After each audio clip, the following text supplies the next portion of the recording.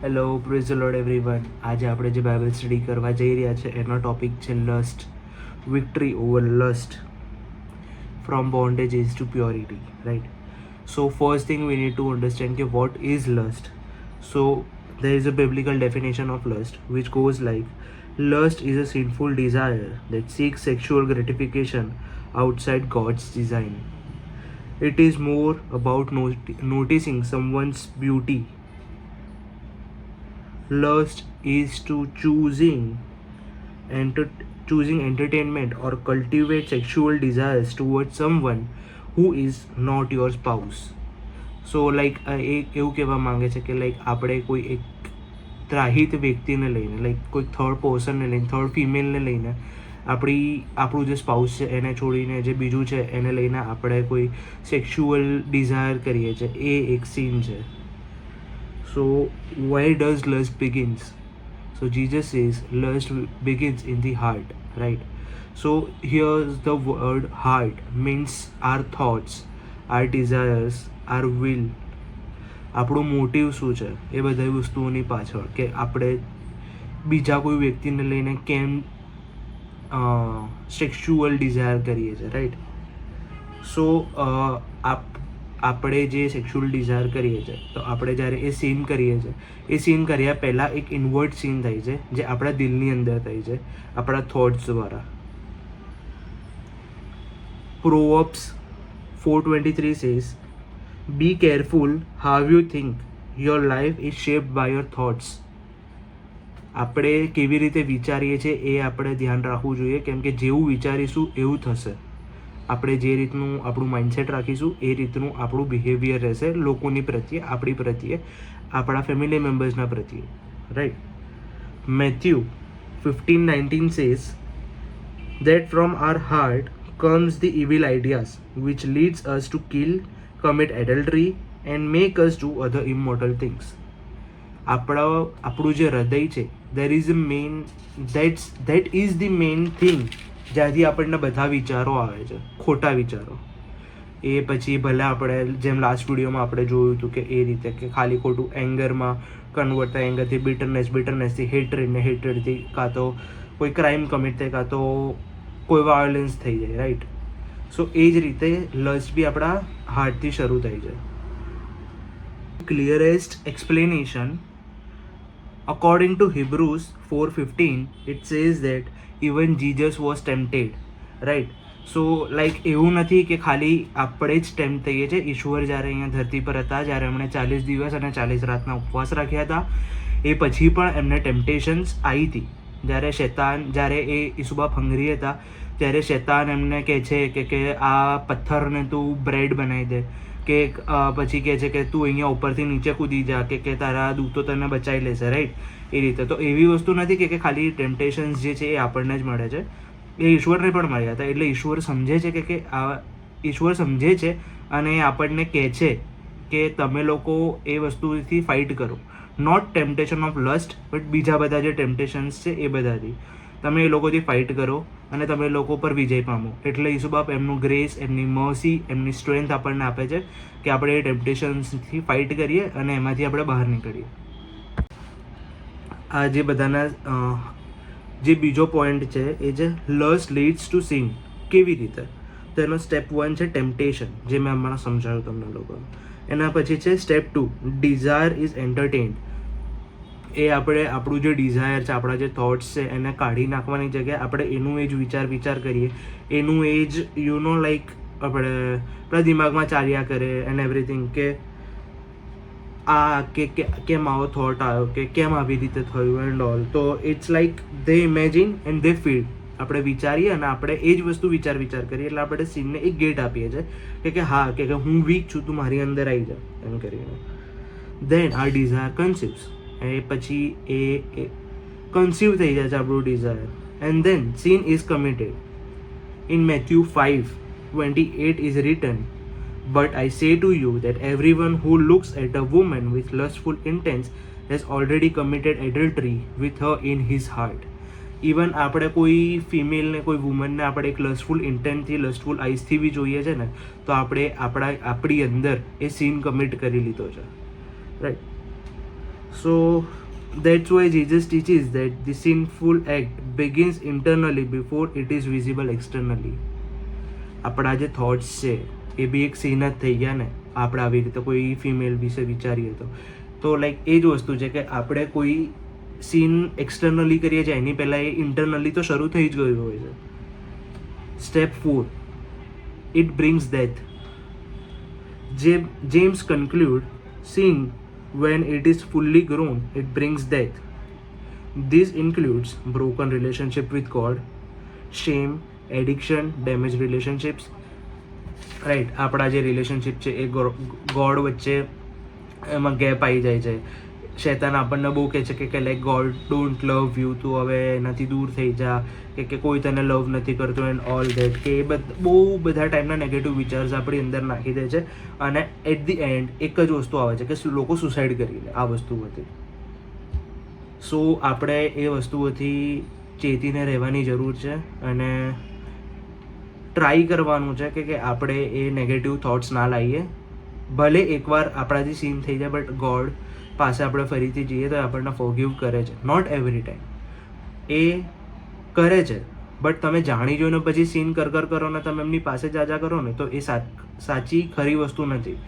સો આપણે આપણા એક્શન્સને માઇન્ડ કરવાની જરૂર છે. Why lust is dangerous? According to Matthew, lust corrupts our heart. Matthew 5:28 says, lust corrupts our heart.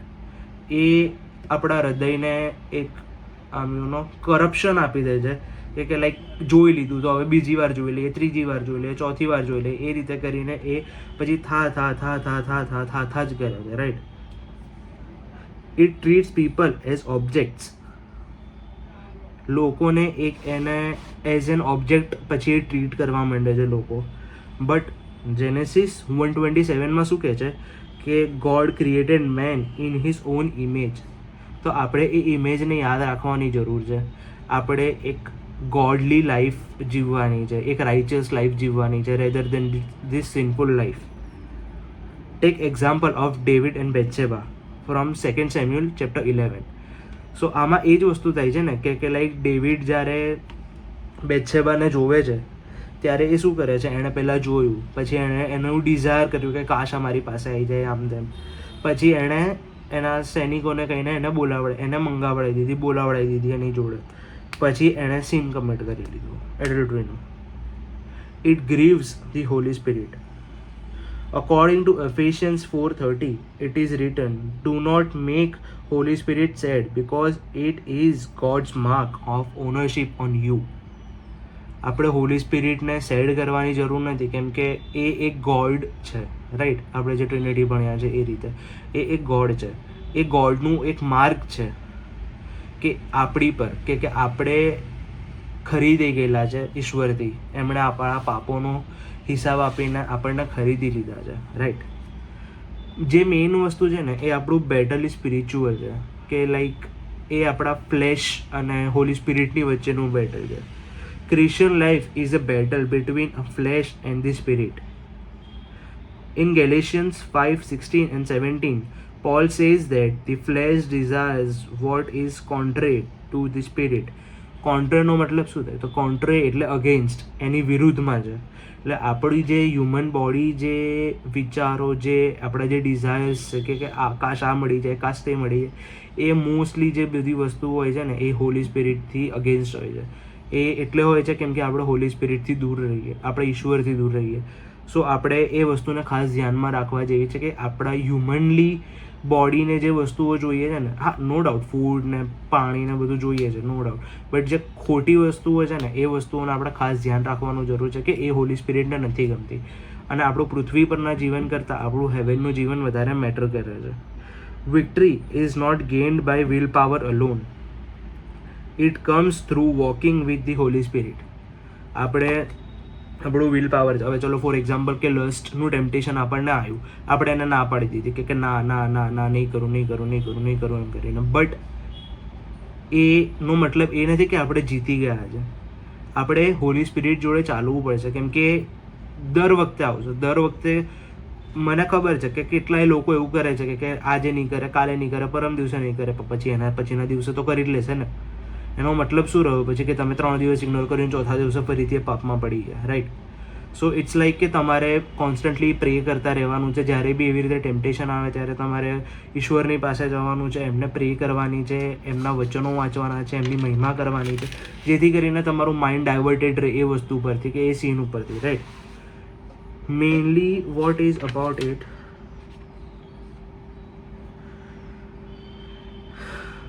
How can we overcome last, કેવી રીતે આપણે લસ્ટથી બહાર આવી શકીએ. સો મેઇન થિંગ ઇઝ કે આપણે રિપેન્ટ કરવું પડશે સિન્સિયરલી, નોટ ખાલી કે હા કે આપણે પ્રાર્થનામાં કરીએ કે હા ઈશ્વર કે મારાથી આટલી ભૂલો થઈ ગઈ, તમે મને માફ કરી તો આમેન. એવી વસ્તુ નથી. આપણે એક ઓનેસ્ટલી રિપેન્ટન્સ કરવું પડશે. 1 John 1:9 says, if we confess our sins to God, He will keep His promise and do what is right, and He will forgive us and our sins and purify us from all our wrongdoings. આપણે આપણા જે since છે એ વસ્તુઓના આપણે properly sincerely seriously આપણે જઈને માફી માંગવી પડશે. કેમ કે બાઇબલ કહે છે કે અગર આપણે સિરિયસલી માફી માંગીશું તો ઈશ્વર આપણને માફ કરશે, આપણા પાપોને માફ કરશે, આપણને માફ કરશે અને આપણને પ્યોરિફાઈ કરશે આપણા જે બી ખોટી વસ્તુઓ આપણે જે કરી છે એનાથી.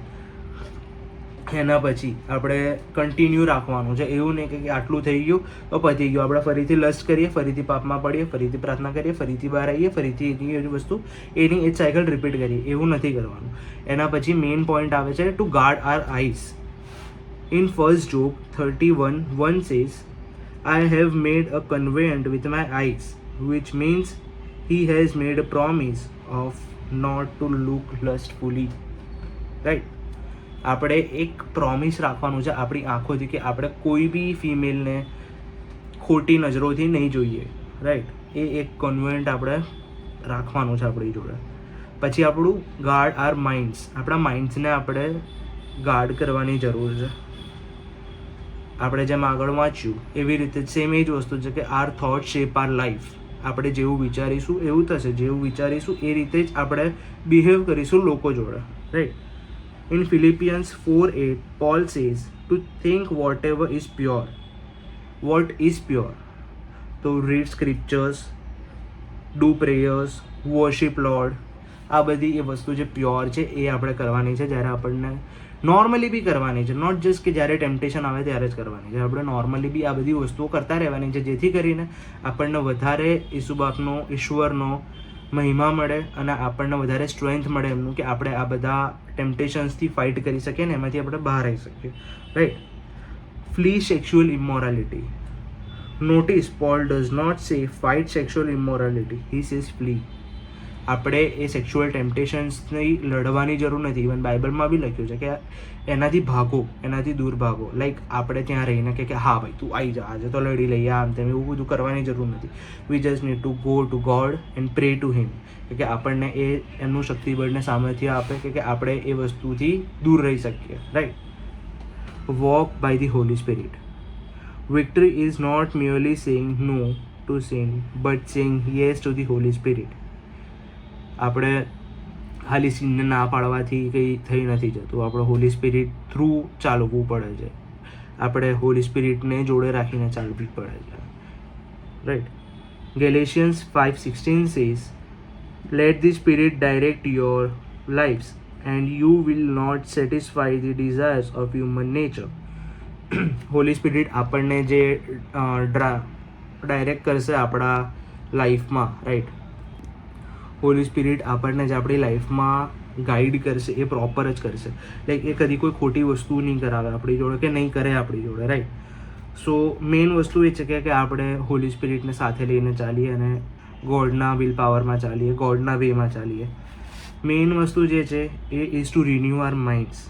Romans 12:2 says, do not conform yourself to the standards of this world, but let God transform you inwardly by a complete change of your mind. આપણે આપણા ગોડને, આપણા ઈશ્વરને આપણે પ્રે કરવાની જરૂર છે કે મેઇનલી આપણને આપણા ઇનવર્ડ માઇન્ડ, આપણા જે ઇનવર્ડ થોટ્સ છે એ ચેન્જ કરવામાં હેલ્પ કરે. કેમ કે એ મેઇન રૂટ છે એક સીનની, રાઈટ. ત્યાંથી જ આપણને આપણા બધા થોટ્સ એન્ડ ઓલ આવે છે. સો મેઇન વસ્તુ આપણને આપણું માઇન્ડ ચેન્જ કરવાની છે. How to transform our mind. Main point એ છે કે આપણે આપણું માઇન્ડ કેવી રીતે ટ્રાન્સફોર્મ કરી શકીએ. પ્રેયર કરવાની છે, નો ડાઉટ, બટ એકલું પ્રેયર કરવાથી બધી વસ્તુઓ નહીં થઈ જતી. આપણે સાથે મહેનત કરવાની જરૂર છે. તો શું મહેનત કરવાની છે આપણે? તો રીડ સ્ક્રિપ્ચર્સ ડેલી બાઇબલ વાંચો, ડેલી પ્રાર્થના કરો, મેડિટેટ ગોડ્સ વર્ડ. આપણે એક ભલે નાનું મોટું જે 2-5 કલમ કે 10-15 કલમ જે વાંચી છે એને આપણે ખાલી વાંચવા ખાતર નથી વાંચવાની, એને આપણે સમજવાની છે, એને આપણે ગ્રહણ કરવાની છે. આપણે જેવી રીતે ખાવાનું ખાઈએ છીએ એવી રીતે એ કલમોને આપણે ખાવાની છે, આપણી જોડે રાખવાની છે 24/7. પ્રેયર કરવાની છે અને એ વસ્તુઓને લઈને આપણે ઓબેડિયન્ટ રહેવાનું છે. Remove what causes you to sin. આપણે જેટલી બી વસ્તુઓ છે આપણને સિન કરવાથી જે મેઇન પ્રોબ્લેમ છે આપણો સિન કરવાનો, એ બધી વસ્તુઓને કાઢી નાખવાની છે. Matthew 5:29-30 teaches us, if your right eye causes you to sin, take it out and throw it away. આ કલમ એવું નથી કહેતી કે આપણે લિટરલી આપણી આંખને કાઢીને ફેંકી દેવા જેવી છે, રાઈટ. ફોર એક્ઝામ્પલ, કોઈ એપ આપણને ટેમ્પટેશન આપે છે તો આપણે એ એપ ડિલીટ કરી દેવાની. કોઈ જાતની હેબિટ, કોઈ જાતની આદત આપણને કોઈ ટેમ્પટેશન આપે છે તો એ વસ્તુ કાઢી દેવાની. અત્યારના જનરેશનના પ્રમાણે આપણે એક એક્ઝામ્પલ લઈએ તો સ્મોકિંગ, તો એ બી એક સીન છે, રાઈટ.